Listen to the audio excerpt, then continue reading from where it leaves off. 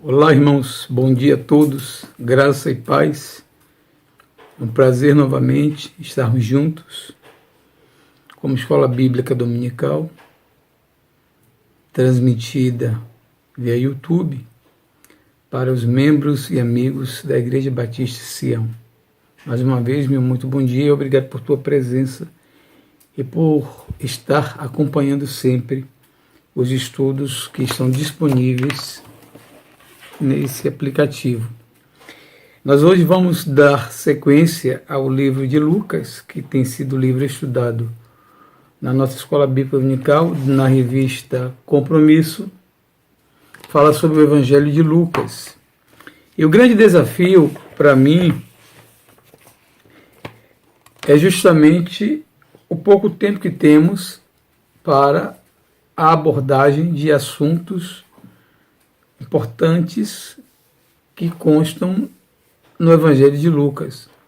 Ainda tem um agravante, o Evangelho de Lucas ele é o maior em capítulo, em extensão, é um livro muito extenso, os capítulos são grandes, em um capítulo só temos muitos temas e muitos assuntos.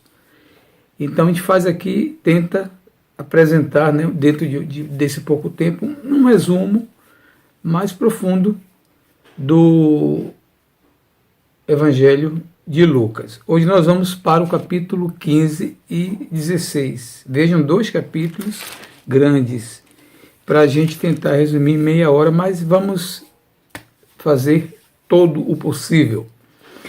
Queridos, já aprendemos, né, nessa altura do campeonato, que Jesus ele não vem trazer uma religião, não era proposta de Jesus. Não era proposta de Jesus também trazer uma nova filosofia. Jesus não era filósofo, embora a filosofia estivesse em alta. Mas Jesus veio com uma missão maior do que todas essas. Na condição de Deus, em forma de homem, ele vem trazer e implantar o seu reino. Jesus vem para implantar o seu reino. E durante todo o seu ministério ele prega sobre o seu reino, que consiste o reino de Jesus. Porque o homem conhece o reino do homem. As pessoas conhecem o governo do homem, as suas mais variadas formas de governo, seja monarquia, seja democracia, seja tirania. O homem conhece, nós conhecemos, a história revela como se dá a construção desses governos, e todos nós sabemos que esse governo, o homem sempre está subjugado, humilhado, maltratado. E Jesus então ele vem nessa perspectiva de resgatar a imagem do homem. Esse homem que tem a sua imagem perdida desde o Éden, quando ele perde esse elo divino, e ele vem caindo, descendo degraus, desde a queda da criação até esse momento no qual Jesus aqui está falando, né? A Judéia, na época da colonização romana, o homem estava vivendo um declínio moral, ético e espiritual. A religião, no caso, o judaísmo, já não respondia às demandas e às questões. E Jesus agora vem então implantar um novo reino. E para implantar esse novo reino, Jesus precisava pregar, ensinar, levar ao coração do homem, não apenas à mente, mas ao coração do homem, a sua mensagem. Um grande desafio. E Jesus então encara esse grande desafio de pregar o evangelho do reino, desse novo reino às pessoas. E esse novo reino ele é traduzido, se tem uma palavra para mim que resume, é a palavra graça. Jesus vem trazer o evangelho da graça. Esse evangelho da graça é aquele evangelho que contrasta com a lei. A lei diz isso, isso e isso, e tem que ser cumprida. A graça diz isto e isto. Agora, cumprir a graça, viver a graça. Era o grande desafio para os seus ouvintes e hoje para nós ainda é um grande desafio. Viver na dimensão desse evangelho que é traduzido por graça. E Jesus então ele se utiliza, o que nós vamos ver agora, abra sua Bíblia, capítulo 15 de Lucas. Jesus, logo no versículo 1, aproximavam-se de Jesus todos os publicanos e pecadores para o ouvir. E murmuravam os fariseus e os escribas, dizendo: Este recebe pecadores e come com eles. Então lhe propôs Jesus esta parábola. Ponto. Vamos então falar um pouquinho do versículo 1. O autor, no caso Lucas, diz que Jesus era procurado. E segundo Lucas, Jesus não era procurado por boas pessoas, não.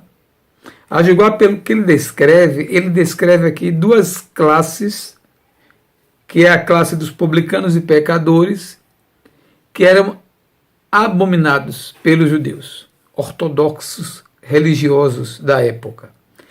Publicanos, que eram os cobradores de impostos, que trabalhavam para Roma, tirando do povo, extorquindo do povo os tributos e os impostos e cobrando, às vezes, muito além, é o caso de Mateus, de Zaqueu, que cobrou muito além do que era para ter cobrado. Então era uma classe odiada, o judeu odiava um publicano, até porque o publicano era um próprio judeu a serviço, geralmente, a serviço de Roma. Então era um povo traindo seu próprio povo. E os pecadores eram todos aqueles que não estavam dentro da cartilha da lei mosaica, que transgredia a lei mosaica. Aí estava incluído todo tipo de gente, pessoas de má conduta. Poderíamos hoje chamar de pessoas, nós chamamos as pessoas marginalizadas, que estão à margem da sociedade. Poderíamos também chamar essas pessoas que hoje, são as pessoas que carecem de inclusão social, um universo muito grande de pessoas. Naquele contexto formado principalmente por muitas prostitutas e bêbados e pessoas de má índole, tudo formando justamente esse grupo que o judeu dizia que eram pecadores, como se eles não fossem pecadores. Então Jesus vem e esse povo é atraído por esse homem que falava palavras duras, mas também palavras doces. E falava com vida, porque ele era a própria vida. Então esse grupo ia atrás de Jesus, e enquanto esse grupo ia atrás de Jesus, os pseudos religiosos, os falsos religiosos da época, essa classe era composta principalmente de fariseus e os escribas, os que escreviam as leis, ficavam observando e vendo que Jesus se relacionava com esse tipo de pessoas. Então começavam a criticar, dizendo: quem é esse homem? Como é que é esse homem que se diz filho de Deus? Como é que ele se une, se junta a pessoas como essas? Então, é para esse público que Jesus dirige a sua mensagem. Agora, será que para cada tipo de pessoa existe uma mensagem, existe uma forma de se apresentar essa mensagem? Com certeza. Nós já vimos que uma sociedade ela é formada de pessoas dos mais variados níveis sociais, culturais, financeiros. E o Evangelho precisa então fazer uma abordagem de acordo com o público. Esse público, Jesus, era um público simples do ponto de vista cultural, não havia muito conhecimento, muita cultura. Mas Jesus tinha um interesse não de trabalhar a sua intelectualidade, mas trabalhar e atingir o seu coração. Jesus queria bater e atingir o seu coração. Diferente de hoje, onde nós temos recursos audiovisuais, estamos agora diante de um, você está me acompanhando aí, não sei de onde, mas está me vendo, estou aqui no meu quarto, você está me vendo, está vendo detalhes, né, da cor da minha roupa, minha parede atrás clara, está me vendo, Interessante. Pensando que isso não é para Jesus, nem sonhava em existir. TV, mídia, nada, nada, nada, nada. Mas Jesus queria pregar sua mensagem.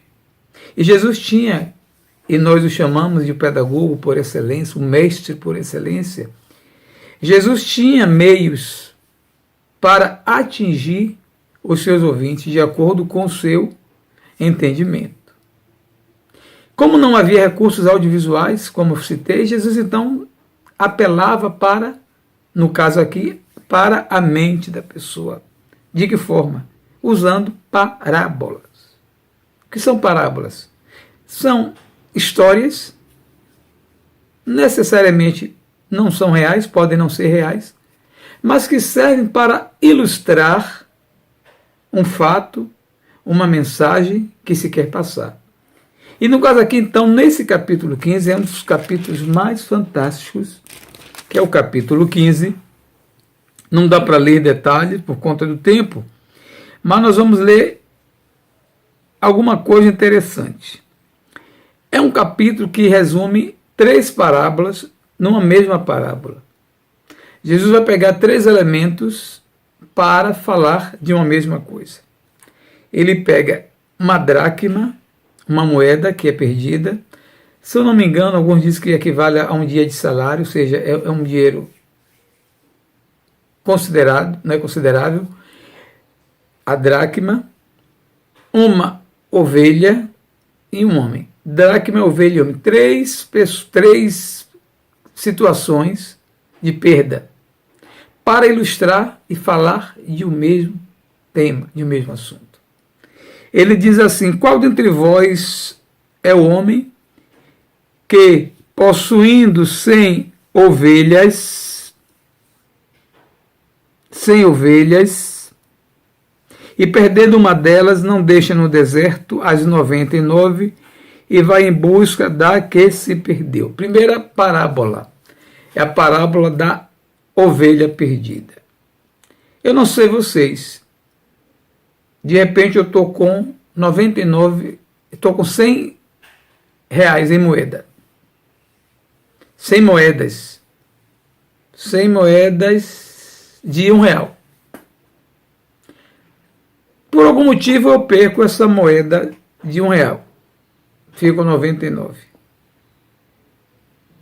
O que é que eu faço?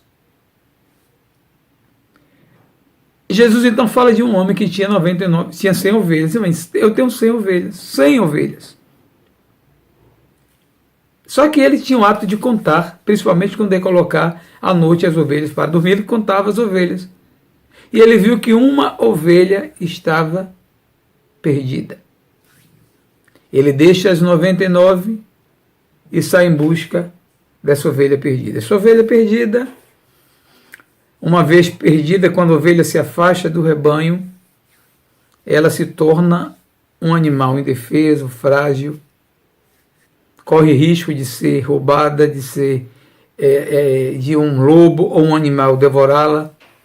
Ela sofre porque ela não tem muita força física, ela sofre porque ela não tem senso de direção quando ela se afasta do rebanho, por isso que o rebanho, o pastor está sempre usando um guiso, um sinozinho, e ele tem sempre o cajado para colocar as ovelhas de forma que elas não se percam. Então esse é o primeiro exemplo de perdição, uma ovelha que está perdida.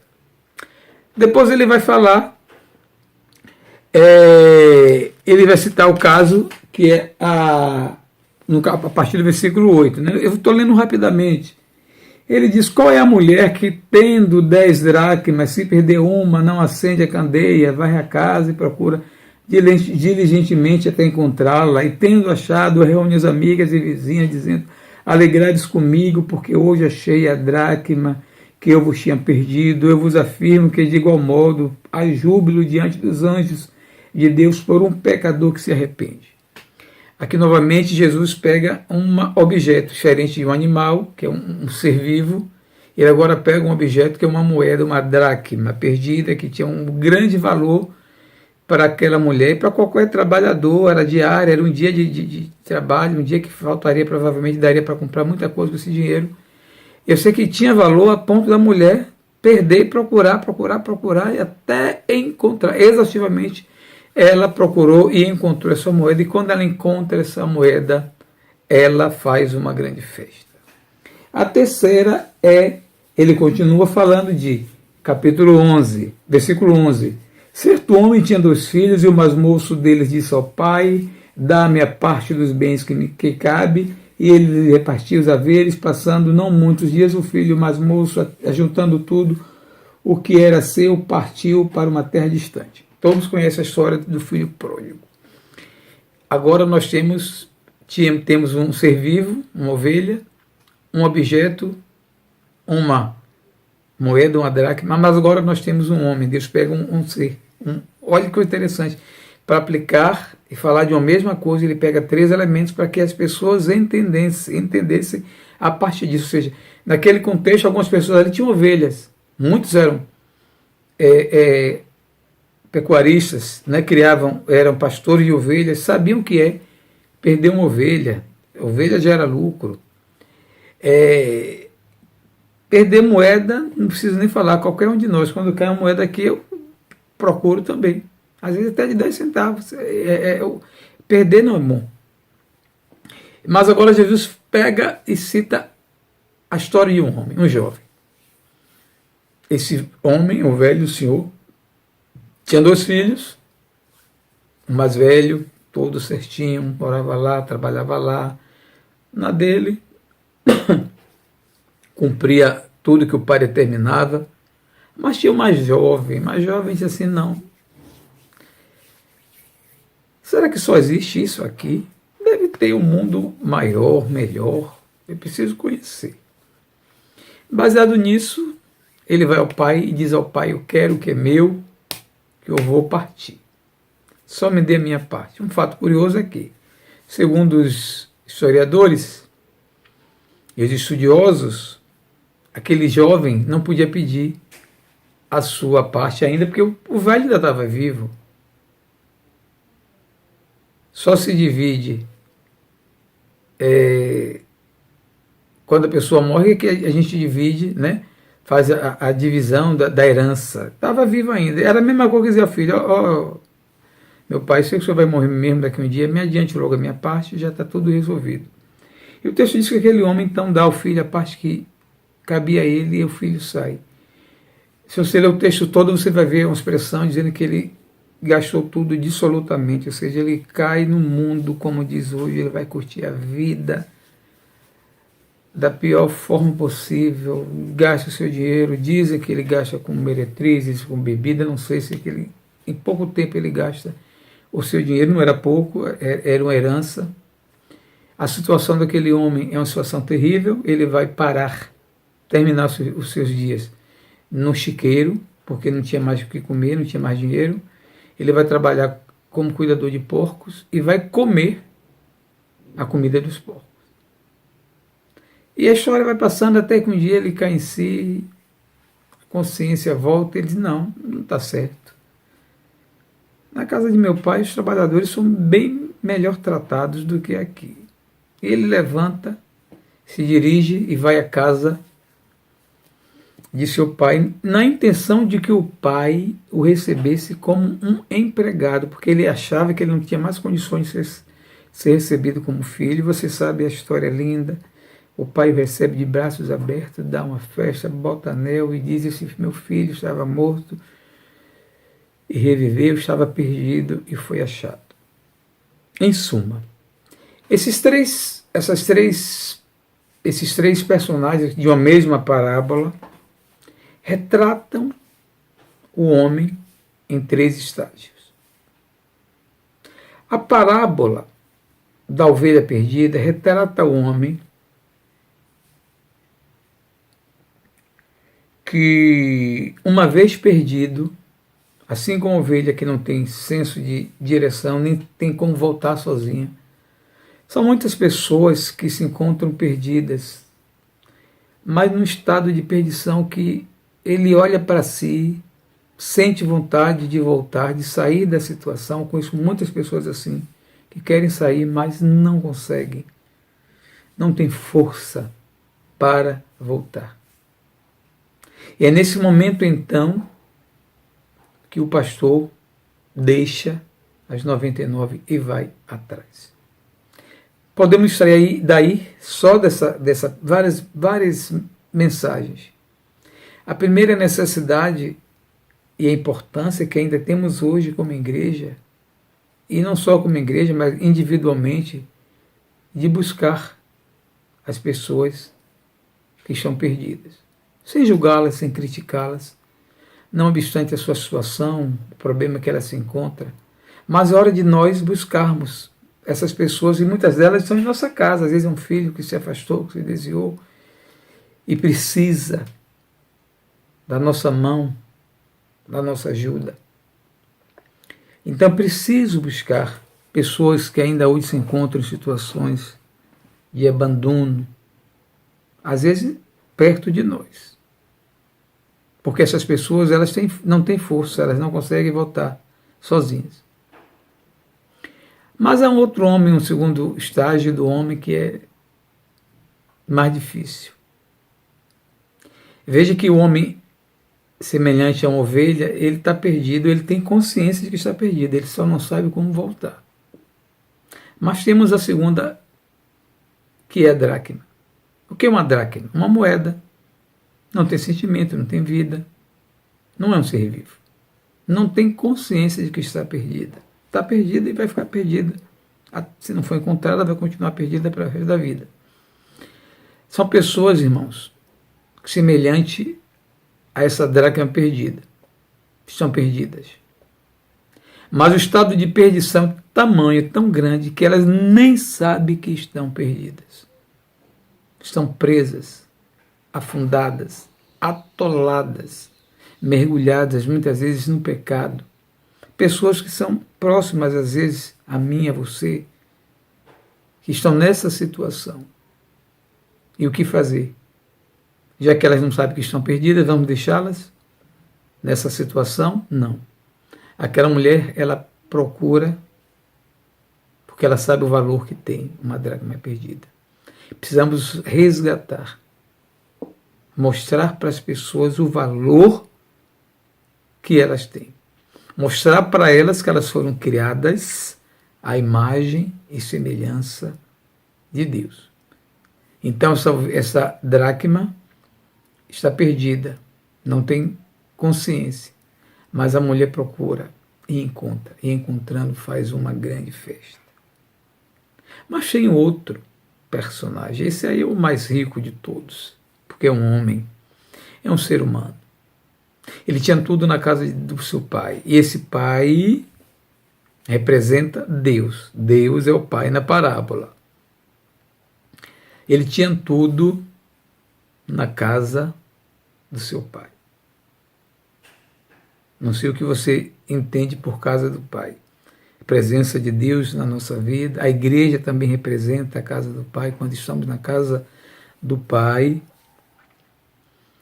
E quando nós estamos, às vezes, na casa do nosso pai, às vezes nós encontramos tudo pronto, todo conforto, tendo os filhos, eu sei o que é isso, praticamente fazem nada, tudo eles recebem, acorda, o café já está na mesa, ao meio-dia não se preocupa com o que vai comer, roupa lavada, nunca vi para botar uma roupa na máquina, a máquina que lava, tudo que existe, né, que um pai proporciona a um filho. Aquele jovem tinha tudo na casa de seu pai. Mas como todo jovem, bateu na cabeça dele que ele queria sair um pouco, viver a vida dele, tomar a rédea, a direção da vida dele. E muitas vezes nós fazemos isso, nós buscamos essa liberdade, essa independência de Deus. E acontece o que aconteceu com aquele jovem. Ele quebra literalmente a cara. Porque o dinheiro que ele tinha, que ele achava que daria para um bom tempo para custear as suas despesas e as farras, o dinheiro vai embora. Logo, cedo o dinheiro vai embora. Quando a coisa aperta, a primeira coisa que pula do barco é o dinheiro. Aquele jovem então agora se vê numa situação, depois de ter gasto tudo, ele vai parar literalmente na sarjeta. Eu fico pensando, se fosse hoje, nos dias atuais, a gente encontraria esse jovem numa Crocolândia. Provavelmente. Dada a situação que ele se encontrava, e dada a situação de muitos outros, muitos jovens hoje, muitas pessoas hoje, que têm cada vez mais deixado, né, a sua casa, a sua família, e vencidas pelas drogas, estão cada vez mais afundadas na lama. Aquele jovem está nessa situação, mas é dele, diferente da ovelha, diferente da moeda, é dele, parte dele, como alguém que foi criado à imagem e semelhança de Deus, como alguém que tem a capacidade de pensar, de raciocinar, de escolher. Chega um momento que aquele diz, não dá mais, e a situação que eu estou vivendo não dá, é insuportável. E eu tenho um pai, ele lembrou que tinha um pai, irmãos. Precisamos lembrar sempre que nós temos um pai, esse pai é Deus, ele está de braços abertos para nos receber, não obstante a situação que nós nos encontramos. E ele recobra a consciência de eu vou voltar na casa do meu pai. E aí, nesse momento, eu achei interessante que é preciso humildade. O reino de Deus é formado de pessoas que se humilham. Não são pessoas humilhadas. Os humilhados serão exaltados, aqueles que se humilham. Era necessário que aquele jovem então se humilhasse. Ele saiu com tanta pompa. O pai dizendo, não vai, eu vou, a vida é minha, quem manda em mim sou eu já tenho 18 anos, só quero que o senhor me dê o dinheiro e tchau. E o pai ficou lá o tempo todo, esperando esse filho voltar. Não vou nem falar do outro filho, aí já é uma outra história. Mas aquele jovem, ele toma consciência de vou voltar. E se meu pai não me quiser como filho, não tem problema. Basta que ele me aceite como empregado, porque lá pelo menos eu vou ter comida boa, que não tem como mais comer comida do porco. Mas ele não sabia do seu pai, ele não conhecia o seu pai, ele não conhecia o coração do seu pai. Ele não sabia que o seu pai estava o tempo todo esperando, mas o pai não vai buscá-lo, o pai deixa que ele volte. Que coisa interessante. A ovelha é procurada, a moeda é procurada, o homem não é procurado. Por quê?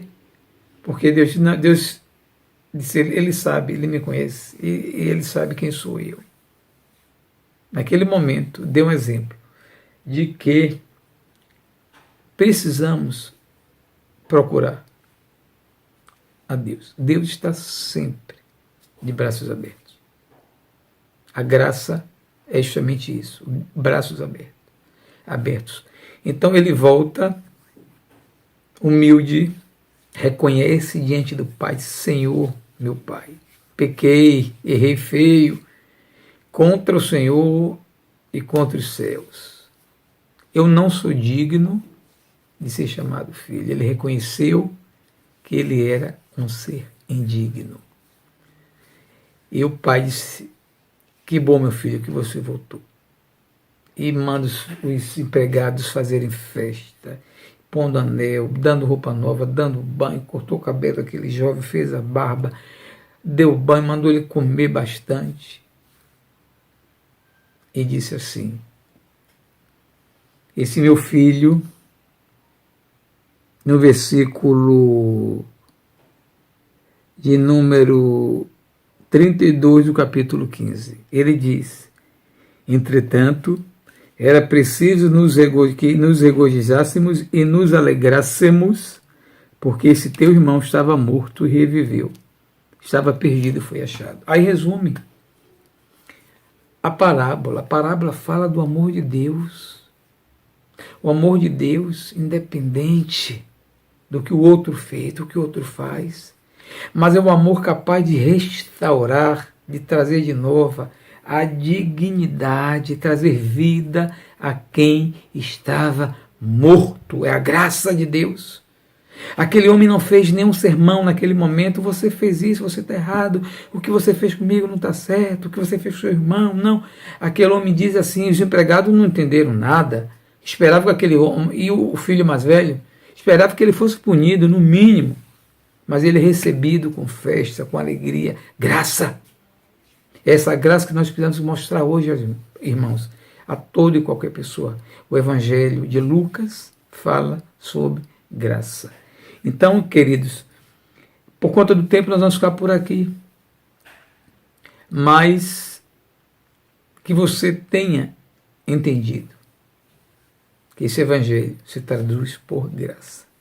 Levar a graça, mostrar a graça de Jesus para toda e qualquer pessoa, independente da sua situação.